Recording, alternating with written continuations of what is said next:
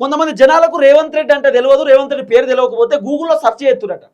Tell me about Revanth Reddy, tell me about Telangana government, tell me about Telangana Congress government performance. Google జెమినైలో కొడుతురట, యూట్యూబ్లో కొడుతురట Telangana problems, Telangana issues అని కొడితే 100 వీడియోలు వస్తాయి. లగిచెర్ల ఘటన, వెలుగుమాట్ల ఘటన, నిరుద్యోగుల పంచాయతీ, పోలీసుల పంచాయతీ, అదే బెటాలియన్ పోలీస్ కానిస్టేబుల్ బయటకు వచ్చి ధర్నా చేసిరు కదా, ఉద్యోగుల పంచాయతీ, ఇట్లా మాట్లాడుకుంటూ పోతే మస్తు పంచాయతీలు ఉన్నాయి కదా తెలంగాణలో. జర్నలిస్ట్లను అరెస్ట్ చేయడం, జైల్లో పెట్టడం, ఇట్లా మాట్లాడుకుంటూ పోతే మస్తుగా ఉన్నాయి. ఈ వీడియోలన్నీ కేరళలో ఉన్నటువంటి జనాలు చూస్తుర్రు. కేరళ జనాలకు ఒక క్లారిటీ వచ్చింది. అసలు నాకు అర్థం కాదు, రాహుల్ గాంధీ అనవసరంగా రేవంత్ రెడ్డిని తీసుకుపోయిండు. రేవంత్ అన్నది ఐరన్ లెగ్, అన్న ఎక్కడ కాలు పెడితే అక్కడ భస్వమే. అన్న ఏమో కర్ణాటకకు పోయిండు, కర్ణాటక కాదు మహారాష్ట్ర పోయిండు రేవంత్ అన్న.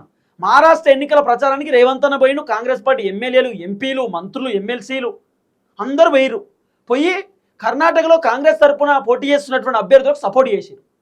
ఈ కాంగ్రెస్ పార్టీకి సంబంధించిన, తెలంగాణ కాంగ్రెస్ పార్టీకి సంబంధించిన లీడర్లు ఎవరెవరైతే పోయి మహారాష్ట్రలో పోటీ చేస్తున్నటువంటి కాంగ్రెస్ లీడర్లకు సపోర్ట్ చేసిన వాళ్ళందరూ ఓడిపోయారు.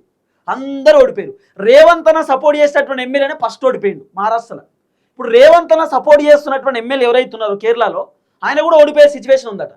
ఎందుకంటే రేవంత్ అన్న చెప్పేటి అన్ని పచ్చబద్దాలు, ఒక్కటి కూడా నిజం కాదు. అన్ని అబద్ధాలు రేవంత్ అన్న చెప్పేటి, క్లియర్ అబద్ధాలు. అన్న ఏమంటున్నాడు ఇప్పుడు కేరళలో అంటే, మేము 67,000 ఉద్యోగాలు ఇచ్చినామని చెప్పి రేవంత్ అన్న చెప్తున్నటువంటి మాట. రేవంత్ రెడ్డి ప్రభుత్వం 16,907 ఉద్యోగాలు మాత్రమే ఇచ్చిరు అని చెప్పి అసెంబ్లీలో హరీష్ రావు చెప్పినటువంటి మాట. మిగిలినటువంటి నోటిఫికేషన్ అన్నీ కూడా కేసీఆర్ హయాంలోనే ఇచ్చిరు.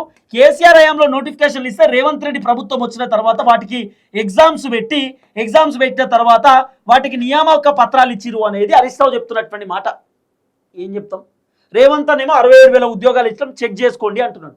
మరి నువ్వు 67,000 ఉద్యోగాలు ఇస్తే నిరుద్యోగులు బయటకు వచ్చి ధర్నాలు ఎందుకు చేస్తున్నారు? రాష్ట్ర రోకులు ఎందుకు చేస్తున్నారు? రోడ్డు మీద ఎందుకు కూర్చుంటారు? అసెంబ్లీ ముట్టడి ఎందుకు చేస్తున్నారు? నిరుద్యోగులకు ఏడ పొద్దుకోకనా బయటకు వచ్చి ధర్నా చేసేది?